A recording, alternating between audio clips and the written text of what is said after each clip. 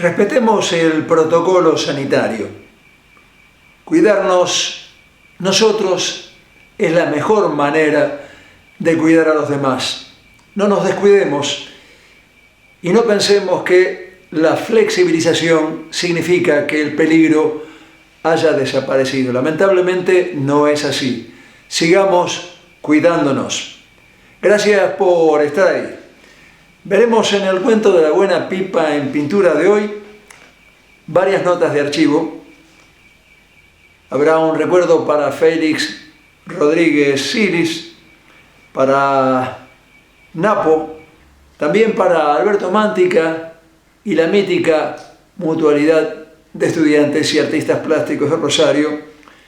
También estará Rosa María Ravera en la inauguración de una muestra de pinturas que hizo en la sede de la UNR y más.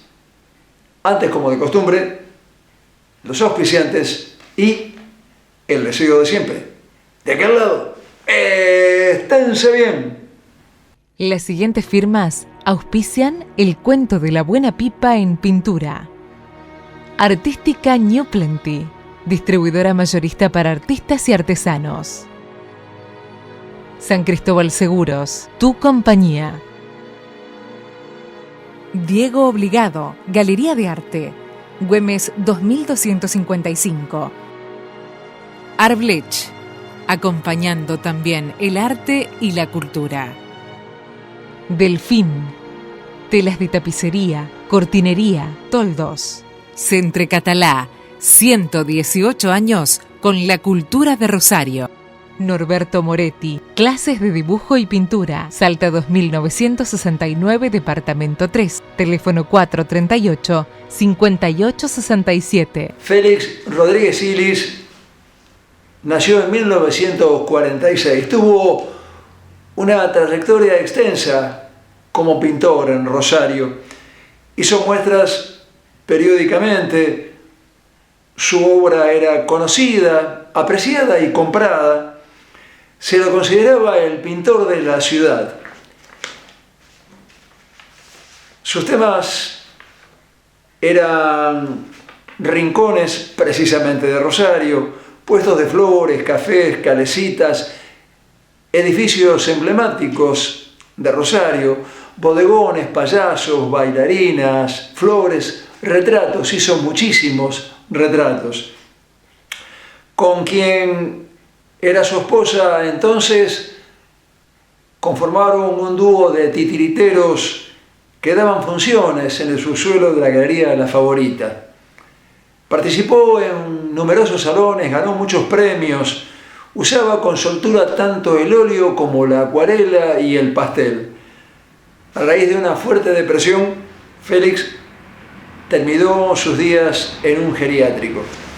Creo que la fecha exacta, el año exacto de su muerte fue 1996. Podría ser que también ocurriera en 1995, pero creo que fue en 1996. En 1994, en la primera temporada de El cuento de la buena pipa en pintura, lo entrevisté. Quiero recordarlo a través de ese programa, a quien no es con mucha frecuencia recordado. Félix Rodríguez Silis. Quiero que, bueno, vos sos muy conocido en la ciudad. Félix hace un relevamiento de la ciudad muy importante, ¿no? Te voy a presentar para que la gente te ubique con este comentario de Diego Díez, que te hizo hace muy poco tiempo. Dice: Félix Rodríguez Silis es, fuera de escuelas y eufemismos, el pintor de la ciudad. Y subraya esto de el pintor de la ciudad. Sus cosas, seres grandes y pequeños, detalles, no hacen otra cosa que remitirnos a cierta época de la pintura bastante gloriosa en que ella, la pintura, se había instalado en la calle, vivía, respiraba y se hacía por ella. Un cuadro de estos días, que son cibernéticos incomputables, nada despreciable. Se refiere a que tu pintura hecha en la calle, reciclando y reviviendo toda esta cosa nuestra de Rosario, no es en absoluto, no, nada despreciable. ¿Cómo nació esta idea, Félix? ¿Por qué esta historia tuya de los barrios, de los cafetines? Bueno, yo me crié en un barrio, ¿cierto? Entonces pude conocer así la gente que habita en un barrio, ¿no es cierto? ¿Vos eras del potrero, de los billares, del café, sí? Sí, tenía café cerca, vi jugar mucho al billar. Todo eso me fue quedando para después hacer lo que hago, ¿no? Porque tiene un clima muy logrado, esos interiores de cafés con billares y demás. Sí, los cafetines. ¿Cómo empezaste? ¿Cómo empezó tu carrera? Bueno, yo a los 14 años entré a estudiar en una academia de barrio, que lo dirigía Herminia Deodati, una profesora que había estudiado con Mateo Casella, con discípulos de Musto. Y después pasé a estudiar con Tunel Labarne, luego en la Escuela Manuel Musto, y a la vez frecuentaba clases personales con Marcelo Dazo. Ah, también estudiaste con Dazo. Con Dazo. Gran maestro, ¿eh? Gran maestro. Gran maestro, gran persona, gran pintor también. Sí, lástima que se lo ha olvidado, ¿no? Sí, Dazo es un fenómeno que algún día deberemos descubrir, porque en esta ciudad que, bueno, esta ciudad por ahí es medio especial con algunas cosas así, ¿no? Dazo es un gran pintor rosarino y creo que estarás de acuerdo, ¿no? Injustamente postergado. Postergado. ¿Verdad? ¿Qué recuerdo te dejó él? Y muchos recuerdos, recuerdos muy lindos. ¿Algún comentario particular? ¿Algún día que te haya marcado algo? Sí, en la oportunidad el Movimiento Nacional de la Bandera realizaba un concurso de afiches. Entonces yo hice un afiche y se lo llevé a Dazo, a su estudio, lo mostré, y me dio algunas indicaciones así, respecto al trabajo. Y bueno, él participaba también, luego sacó el primer premio, pero una cosa que me quedó así muy grabado, esa sencillez, esa honestidad esa generosidad al permitirte y estimular que vos también participaras, ¿no? Participar, cuando él lo hacía, ¿no? Sí, bueno, eso es muy común en Dazo, ¿no? Además él participaba casi siempre en esos certámenes y casi siempre, incluso creo, no me acuerdo en cuál, pero creo que en uno tuvo la particularidad que no solamente ganó el primer premio, sino también el segundo, ¿no? No me acuerdo en cuál de ellos. Oíme, ¿y vos creés en los premios? Sí. ¿Sí? ¿En qué sentido? ¿Estimulantes? Sí, como estímulo, pienso que sí. ¿Participás en los certámenes habitualmente? Sí, participo. ¿Vos hacés cuando podés? Sí, casi siempre participo en los salones. Félix, ¿qué preferís? ¿Vos haces acuarelas y haces óleo? ¿Qué material preferís? Bueno, yo prefiero los dos, digamos, trabajo con los dos materiales, tanto acuarela como óleo. Generalmente trabajo más en óleo, pero la acuarela me gusta mucho trabajarla. ¿Qué diferencia especial? Bueno, la acuarela es un trabajo ya más rápido, más espontáneo, donde hay que trabajar la transparencia, ¿cierto? Lograr que sea una obra, que sea una acuarela, ¿no? Hay que ser muy buen dibujante, ¿no? Sí, requiere mucho el dibujo y la seguridad, ¿no? Oíme, y esta pintura tuya tan especial en cuanto a esto, ¿no? En cuanto a que estás permanentemente reciclando, es decir, dejando recuerdo, dejando memoria de lo que es Rosario. Sí, un poco testimoniar. ¿Por qué testimoniar esta ciudad? Digamos, ¿se te ocurrió que lo que vos querés dejar como testimonio de tu obra plástica como pintor es esto? Sí. ¿Es un cariño muy especial? Un cariño muy especial que tengo por Rosario, quiero mucho a Rosario.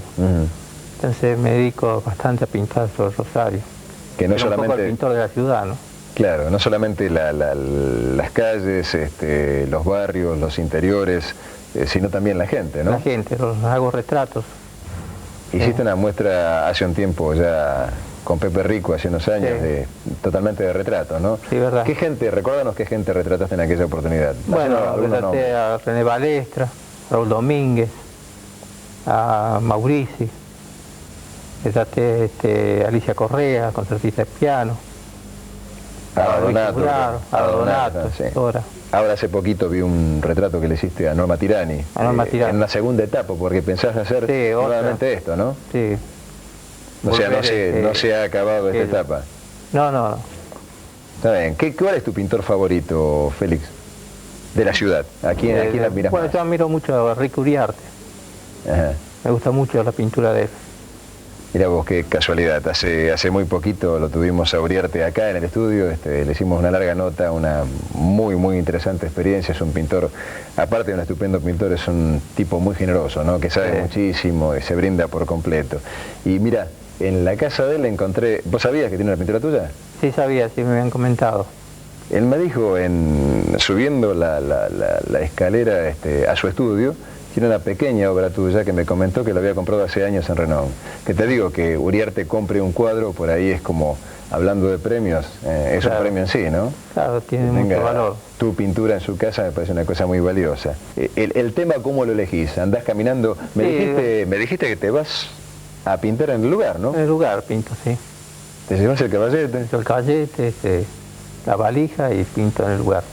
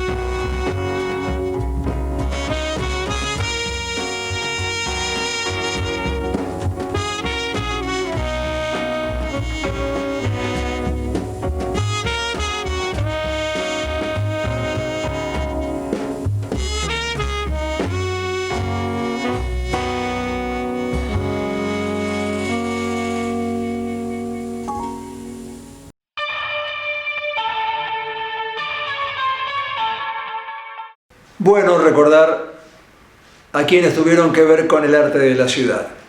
Bueno recordarlo a Félix Rodríguez Silis. A Rosa María Ravera todo el mundo la conoce por su intensa actividad intelectual. Hoy vamos a verla como pintora.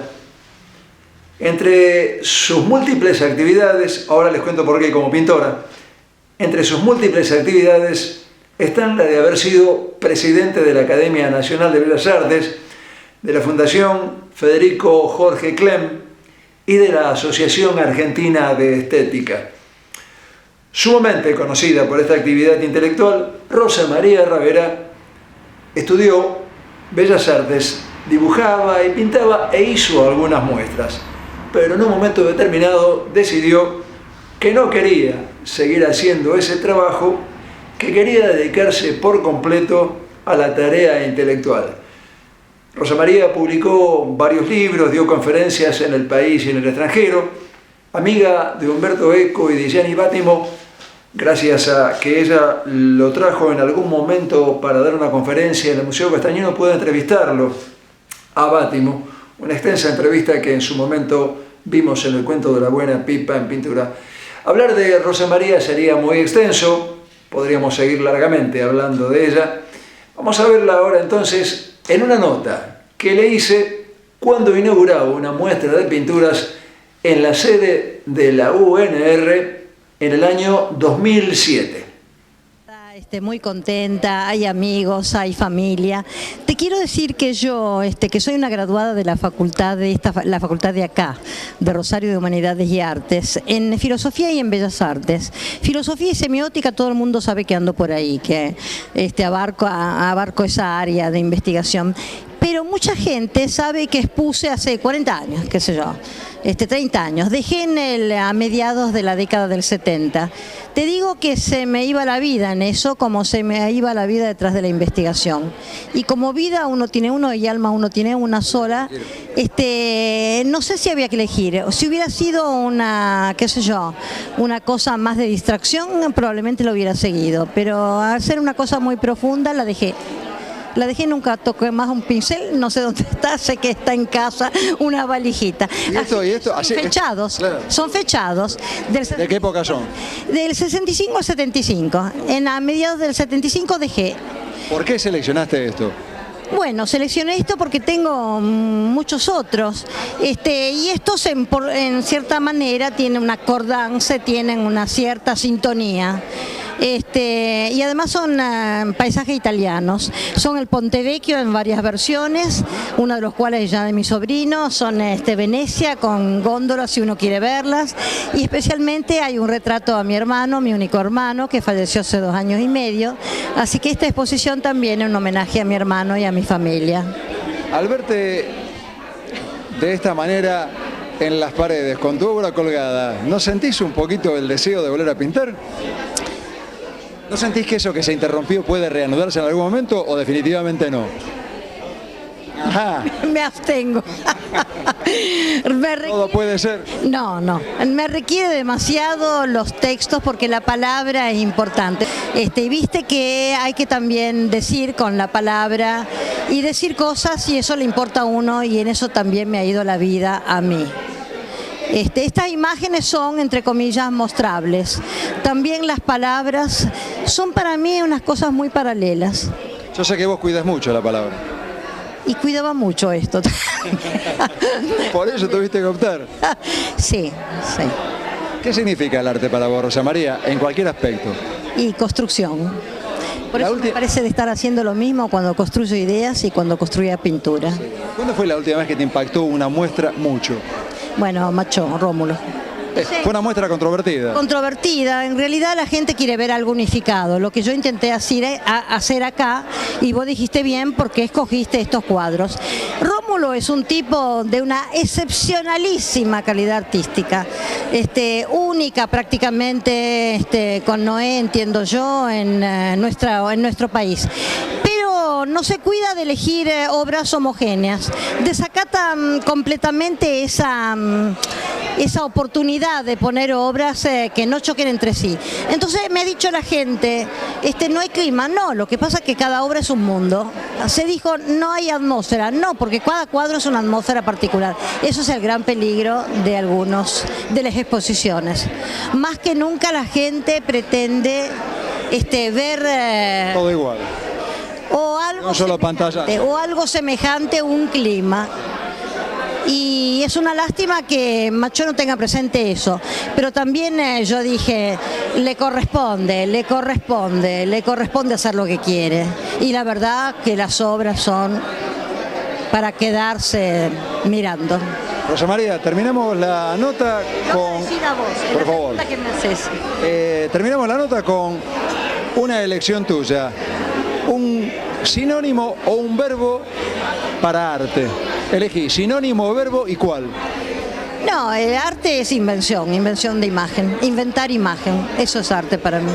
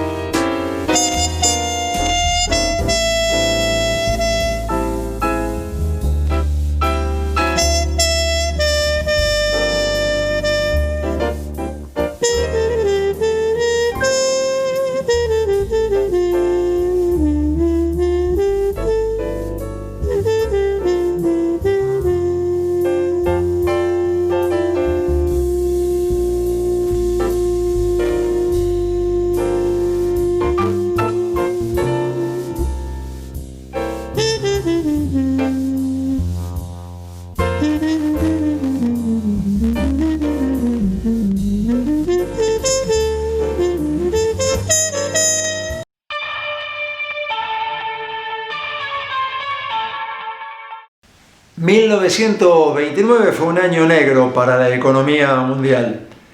En la Argentina, en 1930, el derrocamiento de Irigoyen por el golpe militar del general Uriburu dio comienzo a una etapa nefasta de nuestro país, conocida como la década infame.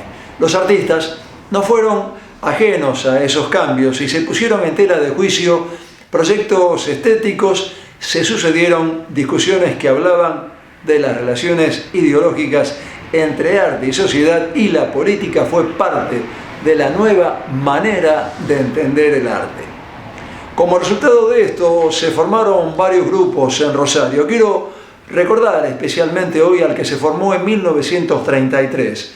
Varios artistas, entre los que se encontraban Juan Grela, Anselmo Piccoli y Leónidas Gambartes, se agruparon en la denominada Mutualidad de Estudiantes y Artistas Plásticos, con una pedagogía innovadora que incluyó disciplinas artísticas y la participación de intelectuales que procedían de la literatura, el psicoanálisis, la filosofía y la medicina. El 6 de marzo de 1934 quedó formalmente constituida la entidad. Antonio Berni, recientemente regresado de su beca en Europa, con su carga de ideas de izquierda y novedades artísticas europeas, fue nombrado director y profesor de la misma. La premisa esencial era compartirlo todo, aboliendo lo individual.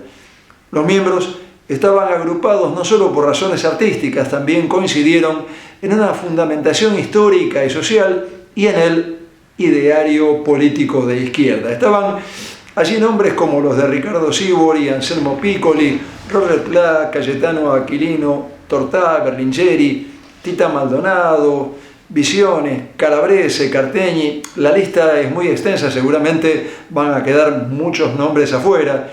El mencionado Leónidas Gambartes, Francisco García, Héctor Di Vitetti, Garrone, Grela, Jansone, Alberto Mántica, Raúl Palacios, Medardo Pantoja, Guillermo y Godofredo Paino. Utilizaron diversas técnicas, muchas de ellas totalmente innovadoras. Por ejemplo, el soplete que con frecuencia usaba el muralista mexicano Alfaro Siqueiros, cuyo paso por el país produjo una especie de revolución en la concepción artística.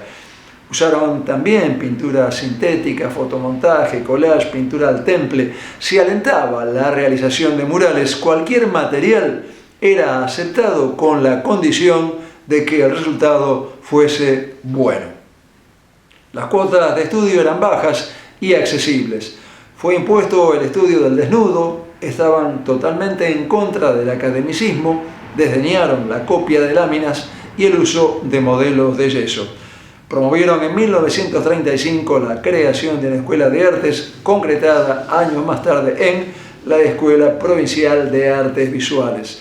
Los ecos de la mutualidad se han convertido, con justa razón, en algo mítico en la historia del arte de Rosario. Alberto Mántica fue uno de los fundadores e integrante de la mutualidad. Había nacido en 1910 en Buenos Aires. Aquí, en el año 1923 aproximadamente, ya instalado con su familia en Rosario, cursó el bachillerato en el Nacional número 2 e ingresó posteriormente en la Facultad de Medicina, aunque no terminó la carrera que quería seguir. En la mutualidad dio cursos del idioma esperanto, que por aquellos años era seguido con mucho interés por los intelectuales. Participó en talleres y debates dentro de la mutualidad. Ejerció el periodismo y fue corresponsal de La Capital, cubriendo la guerra del Chaco y la marcha de los pueblos originales de Orán a Salta en el año 1946. Participó también posteriormente en otras instituciones culturales. Durante más de 30 años, Mántica tuvo una casa de venta y restauración de antigüedades en la ciudad, en la calle Corrientes 439. Mantuvo toda su vida el interés por la pintura. Fue amigo de Gambartes, de Grela, de Berni, de Calabrese. Varios de sus cuadros fueron exhibidos en la magnífica muestra que se llamó El realismo como vanguardia Berni y la mutualidad en los años 30, que se dio en el año 2014 en OSDE, muestra curada por Guillermo Fantoni. Quiero agradecerle todos estos datos a la señora Celia Fontán. Su suegro era Alberto Mántica. Ella me dio precisiones sobre fechas y algunos datos para que yo pudiera compartirlos, como lo estoy haciendo ahora con ustedes en el cuento de la buena pipa en pintura. Vamos a verlo a Mántica entonces en una nota que le hice en el año 2001, hablando generosamente de la mutualidad y de algunos de sus integrantes. Alberto Mántica. Vino a enseñar un estilo, una manera de pintar de él, que era fundamental. Y en la práctica le enseñaba a hacer los colores a los... No es bien a nadie enseñar teoría de los colores allí, pero salvo las traducciones que yo le hacía y otras cosas. Era más bien un trabajo de interrelación, ¿no? O sea, cada uno aprendía de lo que el otro sabía, nadie era maestro de nadie. No, no. Pero todo el mundo allí tenía una cosa, reconocer la capacidad del compañero para rellenar algo. Por ejemplo, Pantoja, por ejemplo, era uno de los capaces para enseñar, pero no le daba su mismo castellano, porque enseñar trae problemas muy complicados cuando se sabe algo, pero no se sabe cómo explicarlo. ¿Y Grela, Gambartes? Grela, Gambartes. Grela fue siempre independiente, totalmente independiente. Estuvo en la mutualidad y sacó alumnos, no los para él, sacó de alumnos de alumnos de la mutualidad, sacó alumnos que algo hicieron en pintura después. ¿Gambartes? Gambartes era una parte total. Gambartes tenía su trabajo, el ministerio, tenía su socio, los doble G.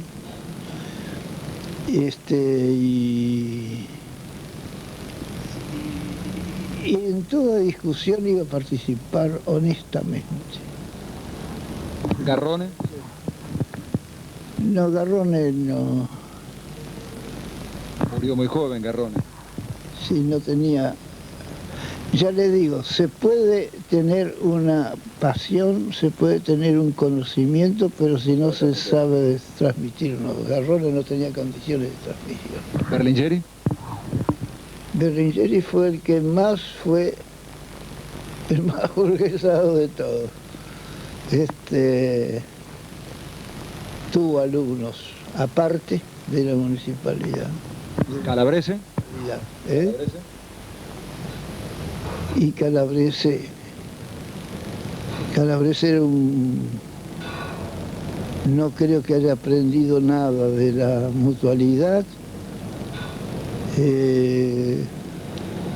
En la mutualidad se prestó con todo, para todo.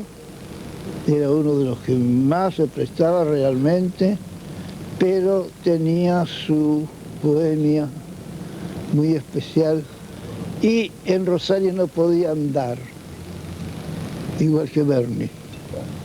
Rosario no se podía andar porque o los profesores o las monjas que aceptaban alumnas para lo que nosotros decimos manualidades, lo presentaban a los padres, lo presentaban como enseñanza de pintura y le enseñaban a copiar imágenes o cualquier cosa, no por el punto de vista religioso, sino que no tenían técnica ninguna. ¿Guillermo Paino? Paino. Bueno, esos son famosos.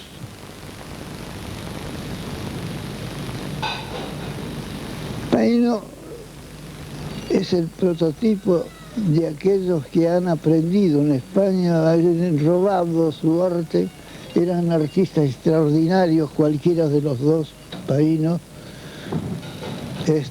Las obras del paíno escultor eran extraordinarias, tallista, hizo una serie de obras sobre la guerra del Paraguay que era fantástica. Y el otro era realmente un pintor que se ganaba la vida pintando. ¿Había broncas, había peleas?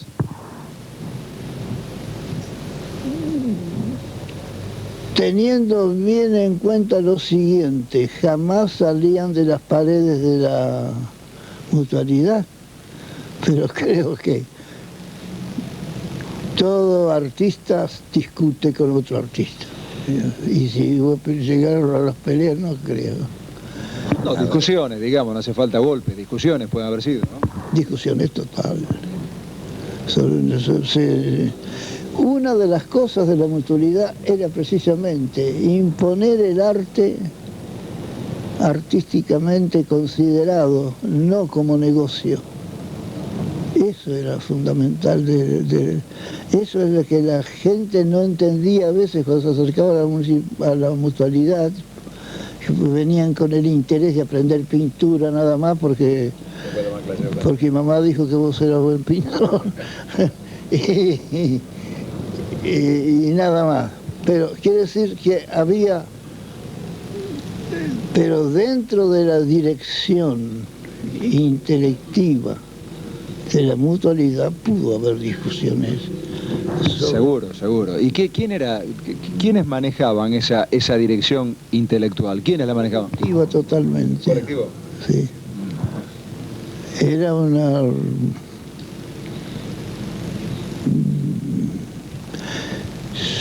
Sí, la Argentina nació de unas asambleas. La mutualidad era argentina.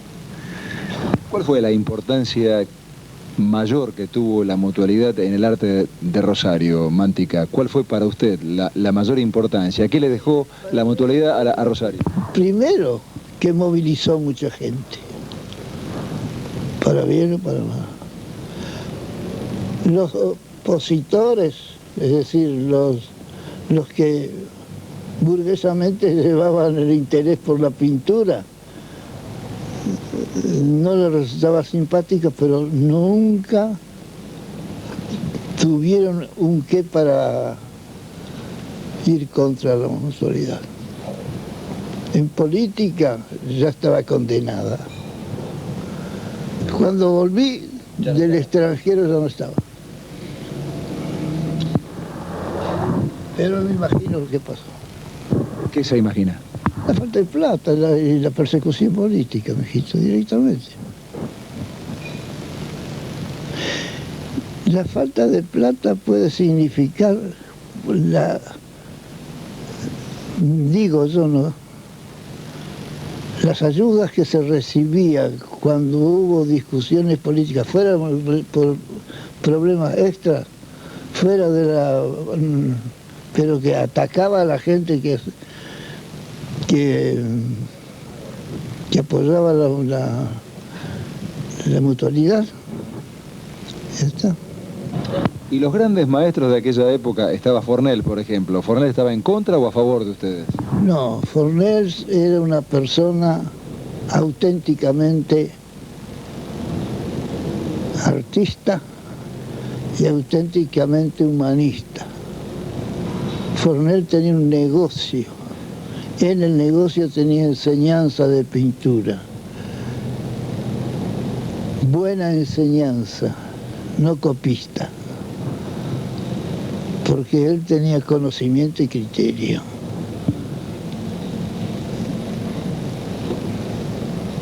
No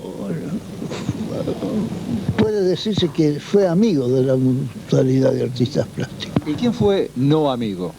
¿Quién no fue amigo? Y yo no me atrevo a decir por qué.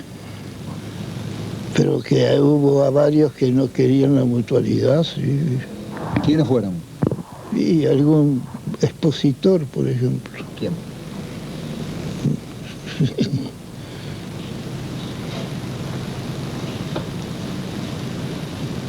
Y porque aquel que no le gustara que tuvieran exposición,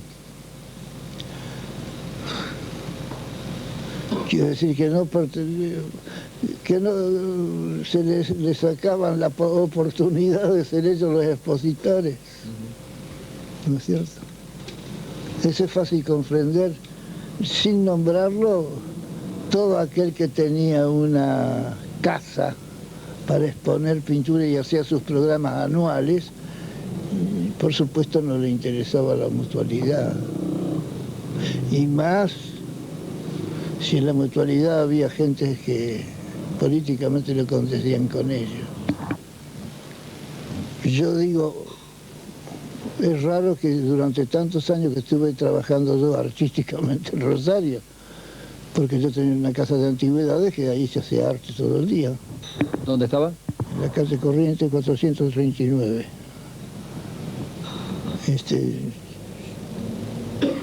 Tenía una casa de antigüedades que precisamente se hablaba de arte, se hablaba de todo ahí, y qué sé yo.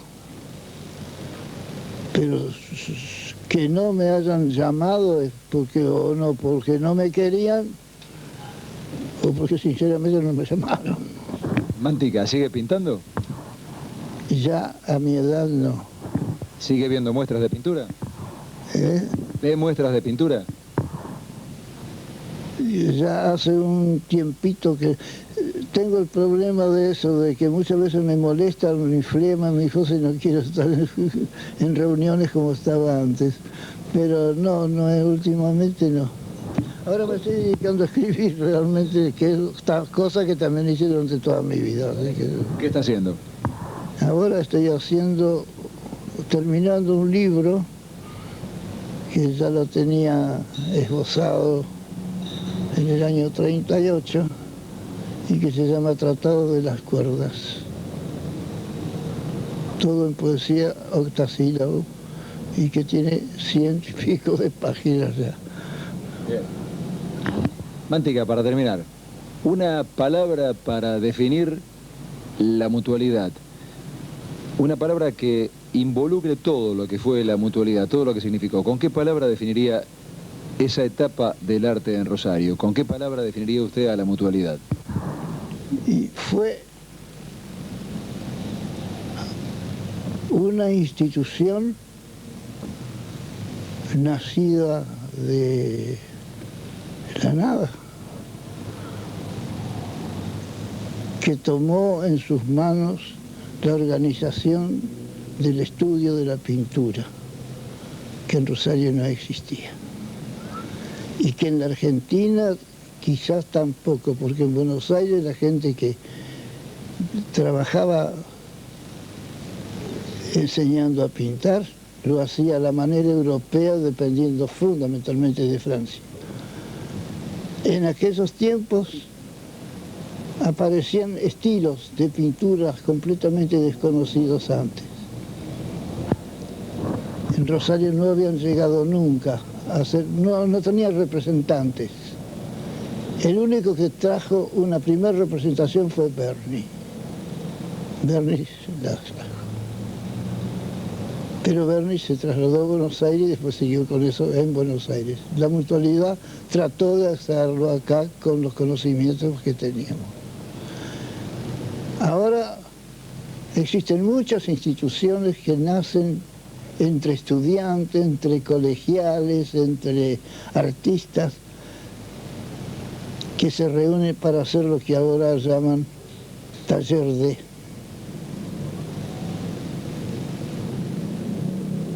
La mutualidad fue un taller fundamental para la cultura de Rosario. Valioso documento, valioso verlo a Mántica, valioso escucharlo hablar de la mutualidad.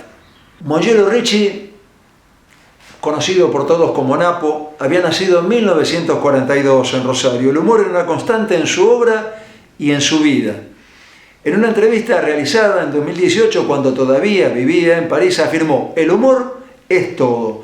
Está el humor que se hace contra el otro a través de la caricatura, por ejemplo, y está el humor que se hace con el otro, que da cierta complicidad.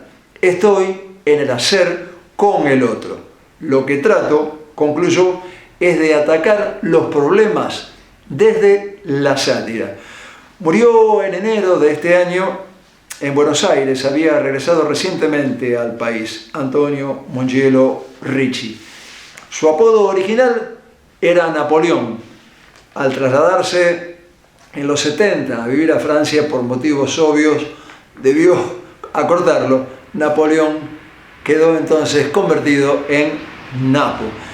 En Francia vivió y trabajó obteniendo mucha repercusión en medios como por ejemplo Le Monde, hasta que se jubiló. Jerome Darwin dijo de él: transporta con su enorme inventiva por junglas delirantes de pasiones, donde nos encontramos por la magia del humor gráfico con la ternura y el horror, la bondad y la belleza. Napo es un colorido espejo satírico lleno de poética sabiduría. Cuando murió su amigo Rafael Yelpi, destacó en Facebook el humor ácido y agresivo que le sirvió para publicar en revistas célebres como Satiricón, Chopinella, La Hipotenusa y Tía Vicenta. Excelente humorista, buena persona. Lo entrevisté en oportunidad de una de sus visitas. Regresaba con frecuencia a la ciudad en 1997. Estuvo en el cuento de la buena pipa en pintura. Creo que vale la pena recordarlo a Napo a través de esta entrevista. ¿Qué fue lo que te llevó a irte de Rosario hace tantos años? Bueno, yo creo que... Buenas tardes, ante todo. Yo pienso de que el argentino, el rosarino que nace en Rosario, ya tiene ganas de irse, ¿no? O sea, ¿por qué? Porque normalmente no porque la ciudad esté mal con el rosarino, sino simplemente que le ofrece pocas oportunidades de trabajo, en el caso de nuestra profesión. Entonces, normalmente ya vislumbra o camina a irse a Buenos Aires, ¿no? A las publicaciones. Y una vez que está en Buenos Aires se da cuenta que también Buenos Aires también tiene su plafón y trata de irse a Europa y demás. Eso es un camino que yo pienso que era lo normal en los años 60. A los 17 años, 18 años yo empecé a publicar en Leoplan, en la revista de Buenos Aires, antigua revista que ya no existe. Aquí en Rosario también yo publiqué un blog donde quería mi dibujo, ¿no? O sea, normalmente. Pero no había un campo. Y lo malo de todo esto es que cuando uno tiene una vocación de este tipo, al no tener, digamos, dónde poner las cosas que uno hace, termina o bien volcándose a la cosa comercial, publicidad y demás, donde realmente va relegando lo que uno tiene que hacer para... Y perdía lo que vos realmente querías hacer, claro. Entonces, en un momento dado, si se da por tener el valor o la inconsciencia de abandonar la ciudad, uno la abandona, ¿no? Que yo creo que... Además, uno sigue siendo rosarino, aunque no esté aquí, ¿no? Hugo era amigo mío en Buenos Aires, trabajamos en el Deber Abrir juntos, una cosa así, le estaba de paso, no andaban bien las cosas por ahí para él ni para mí, para mucha gente. Y me invitó un poco, me convidó de irnos a Europa, ¿no? A Italia. Lógicamente con mi nombre y demás me parecía fenómeno irme a Italia, ¿no? Claro. Entonces, pero fuimos a Italia, encontramos un señor, una especie de mecena raro, que le dio a Prat la oportunidad de crear la balada del Mar Salado, Corto Maltés y demás. Y a mí me daba la oportunidad de hacer mis dibujitos, ¿no? En las revistas de él. Pero en Italia era muy lindo, muchas cosas, pero me hacía acordar mucho de Argentina, o sea, no se concretizaba nada. Entonces, estando allá, yo dije, veamos, probemos, ya que cruzamos el charco, a ver qué pasa en Francia. Y en Francia... ¿Cómo te fue ahí? ¿Cómo te trataron?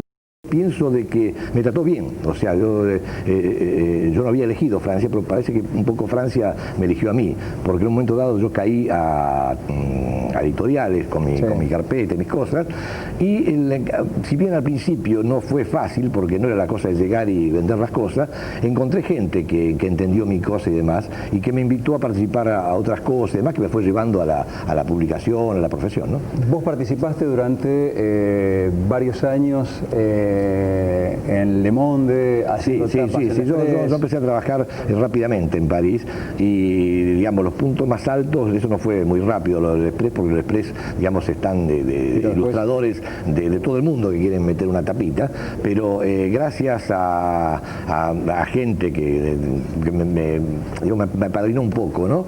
Pude empezar a trabajar en el Express y después a hacer los suplementos de color, cuando empezó a tener color el diario Le Monde, empecé a hacer los suplementos de cultura, radio y televisión los sábados y los suplementos económicos en los miércoles. Lo que te vino bárbaro además porque vos me decías que pensás en color, que tus chistes nacen en color, no en blanco y negro. Yo cuando me fui de Rosario, y siempre me di cuenta que antes tenían el lamento, el sentido de la expresión humorística, que ya vamos a hablar de dónde pasa el humor, era una cosa gráfica, era una cosa por mi lado, no era una cosa literaria.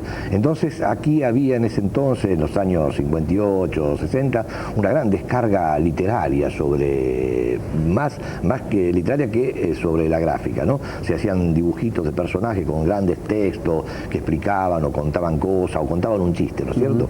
Y en un momento dado a mí nunca me interesó eso, me interesó la línea, el plano, el color, la cosa donde puede dramatizarse a través del humor, si se puede decir, una acción, una circunstancia.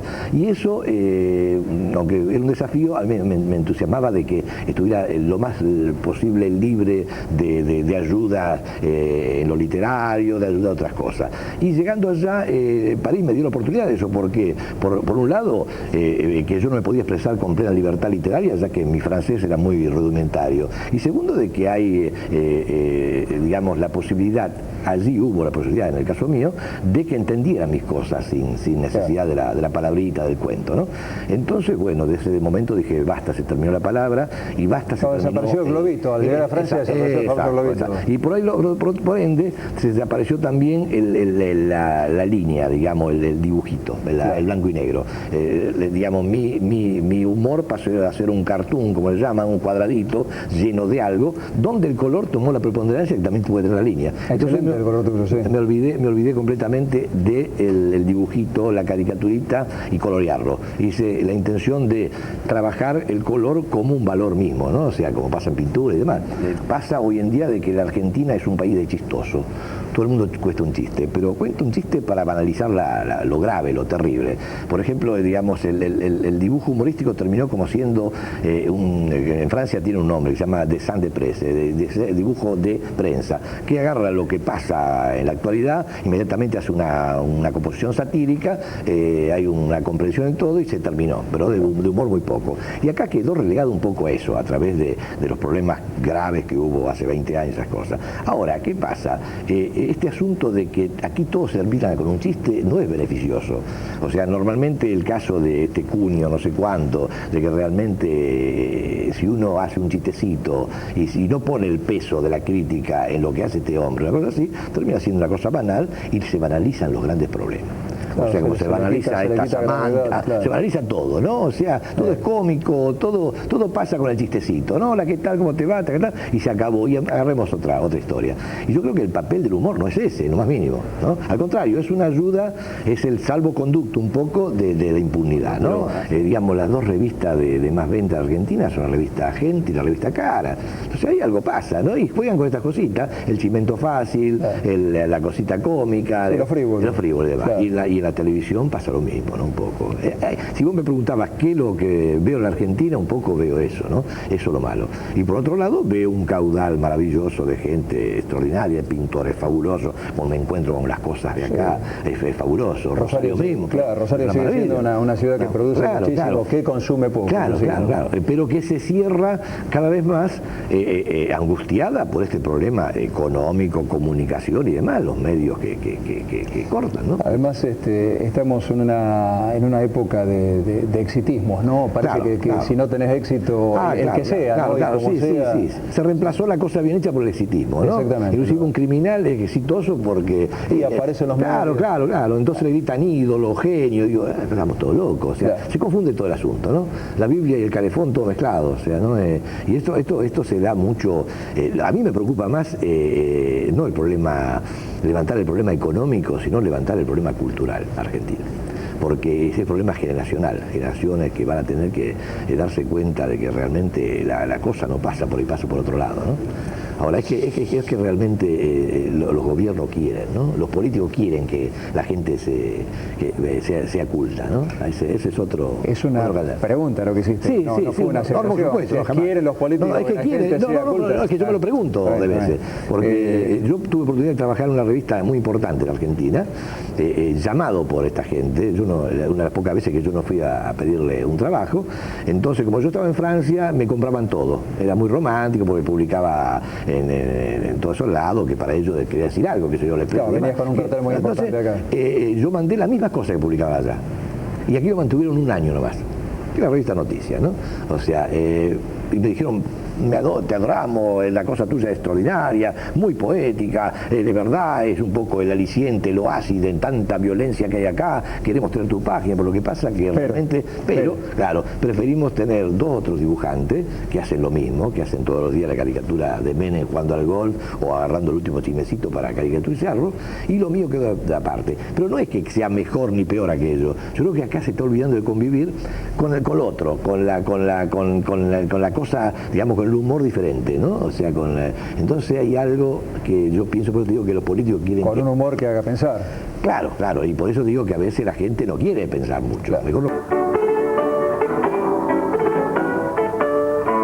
Viejo rincón de mis primeros tangos, donde ya me batió que me quería, guarida de 100 noches de fantasma, que en mi memoria vive todavía. Callejón de turbios cameratas, que fueron taitas del bandoneón, donde estará mi garzonier de nada, testigo de mi amor y su traición. Hoy vuelvo al barrio que dejé, y al campanear no me da pena, no tengo ya mi pobrecita buena, mi rancho es una ruina, ya todo se acabó. Porque creí loco de mí, por eso di mi vida entera, también mi fe se convirtió en tapera, y solo cierta ruina latir dentro de mí, de un tango el vaivén, la vida un amor, de un tango el vaivén, nos hace traición, cuando te quiebras en una sentada, juntando tu carita con la mía. Yo siento que en la hoguera de algún tango se va a quemar mi sangre el mejor día, viejo rincón de turbios caperata, que fueron taitas del bandoneón, donde estará mi garzonier de nada, un lipitongo que fue mi perdición. Del cuello suena un violín, en el tablao de una cantina, y en un bulín que está al doblar la esquina, los taitas aprovechan del tango tentador. Pa' que soñar, pa' que volví al callejón de mi querer, a revivir el mal de estas mujeres, sus risas, sus caricias, la farsa de su amor. De un tango al vaivén, David de amor, de un tango al vaivén, nos hace traición.